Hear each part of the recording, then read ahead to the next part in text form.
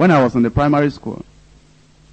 I started since 1948. I've been in school. I didn't get to, they said, you'll be in class 1, go to class 2. When I finished class 1, they put me in class 1A.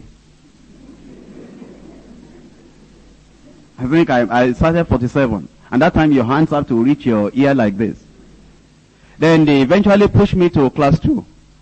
And my father will beat me at home just to study. The teacher will beat me at school to study. But it wasn't, I was wondering why all this trouble? Why are they tormenting me like this, harassing my life? They put me in class 2, 1949. That time, they have not allowed me to go to standard 1, but just to be doing preliminary for primary. So eventually they put me in class 2. Then again, when the others went on, I went to class 2B. And then I got to standard 1. Then standard 2. And even when we were taking, because those days we had to take exam in standard 2 to go to standard 3 in another village. But even near the exam like this, what was I doing? I was playing and sleeping because we went in another place to go and have that examination.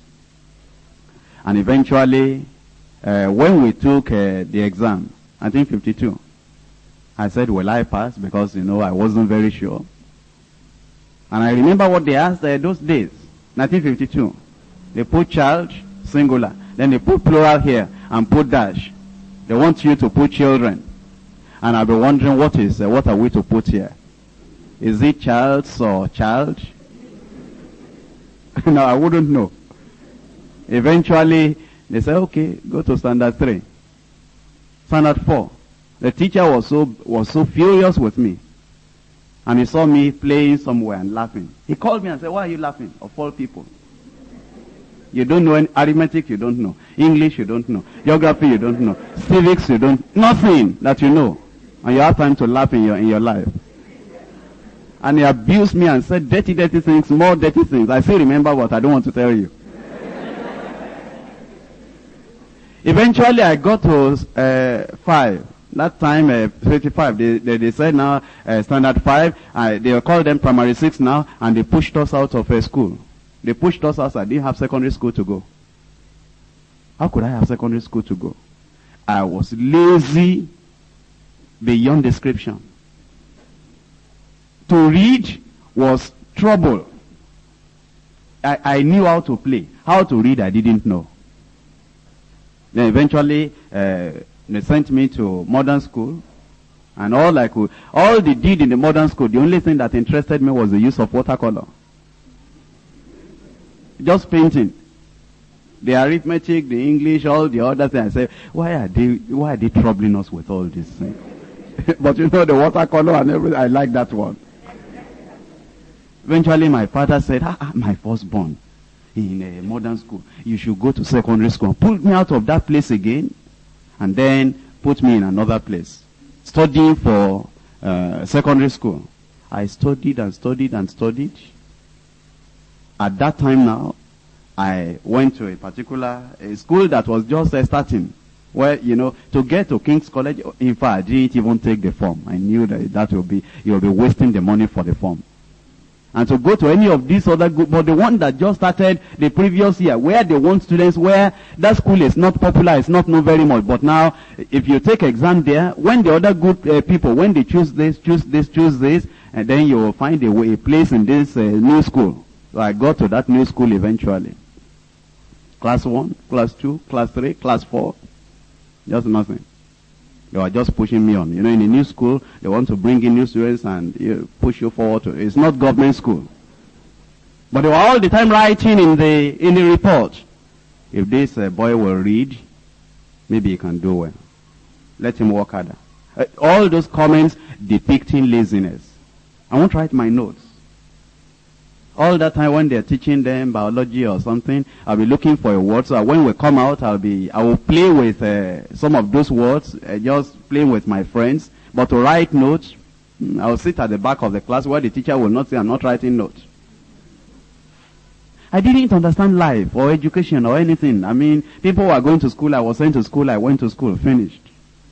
But 1960, in class 4, we were on holidays. I waited behind. Then I sat down and said, look at my age now. And school start is coming next year. Am I going to live my life like this? So I just changed. During that time, I took the notes of all the others in biology, in chemistry, in physics, and all the other notes they have been writing. I sat down, I wrote everything. I said, now I am going to make this thing. Even ordinary geometry, till class 3, I was still getting 5% in geometry. And algebra, I was lucky, I was getting on well. Another class, I got 24 in geometry. Chemistry, almost nothing, sometimes. Sometimes I get 0% in history, complete 0. Because for that 1 hour, I will look at the examination paper like this. I will not recognize anything in that question paper.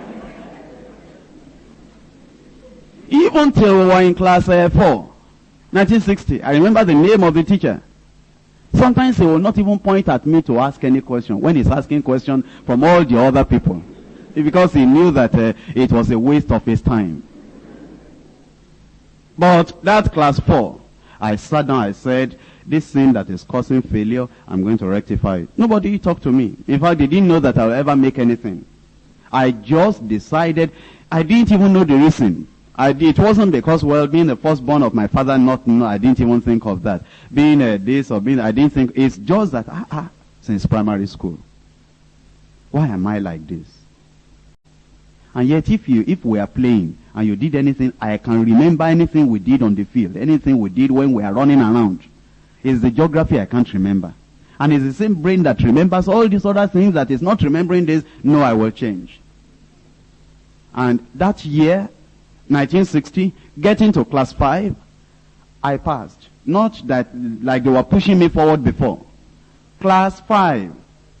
From the first day we opened like this, I wrote all my subjects now. I wrote A1 in front of them. And I put it, every time I'm going to study, I put it down there. And I would get to the class, I would study, I'll ask questions from the teachers, I would do everything I ought to do. All the other students will go, Kumuyi. Well, which one is this? Before, I will run out of the school and go to Children and Seraphim Church wearing white garment. In town, I will leave all the other students and go to be dancing, beating drum in the Children and Seraphim Church in town. But that 1961, I cut off all those things. And I said, this year, school start is coming, I'm going to do something. All the other students will say, and say, Kumuyi, A1, A1, A1. Because I wrote, everybody can say, I just wrote everything down there. And I studied. And you know, I had one of the best results in our class in school start. And when my father said, please, I don't have money to send you to HSC, I said, don't worry.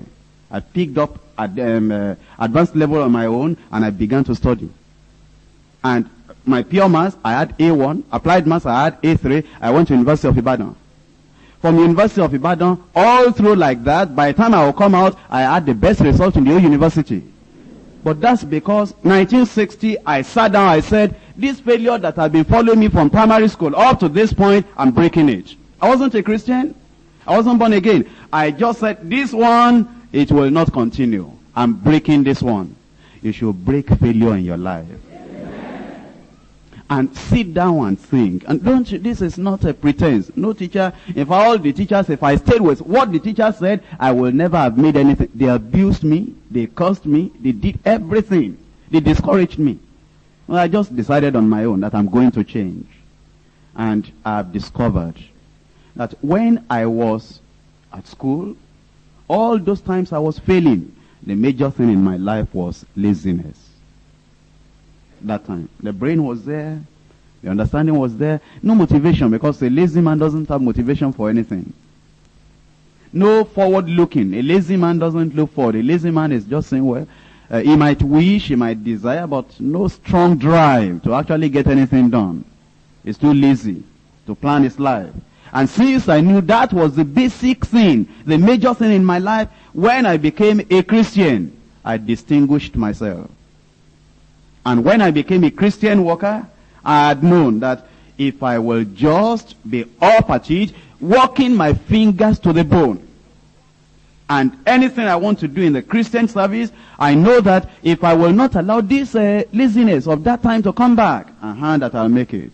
You know, people wonder now, why, how can you preach 2 times on Monday, 3 times on Thursday, and 4 times on Sunday almost every time?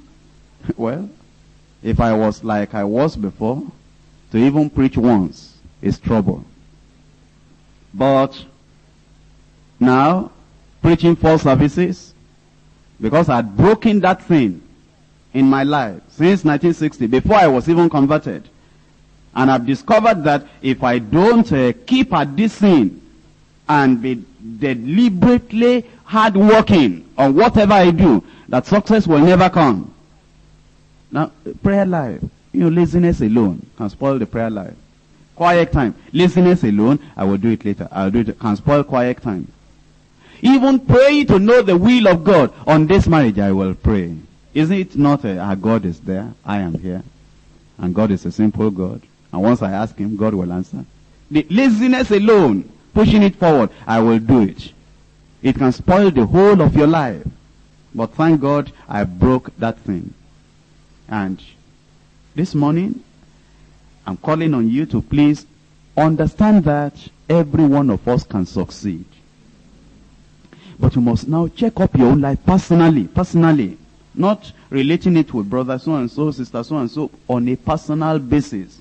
And say, if this thing has been causing my lack of success, not having what I dreamt to have, desired to have, what is it that is causing it? I'm going to remove it. And I believe it will be removed in your life. And this message alone, you will say, well, I thank God. In those days, my teachers didn't change. 1960. The same man that was teaching the history, he was still the same man.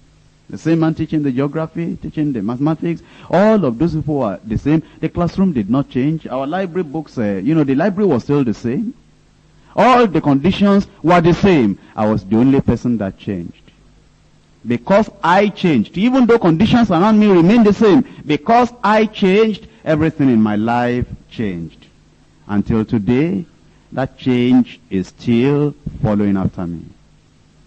Things around you may not change in life. Circumstances, environment, your brain, everything may remain as they have been. But if you will have a change, success is in front of you.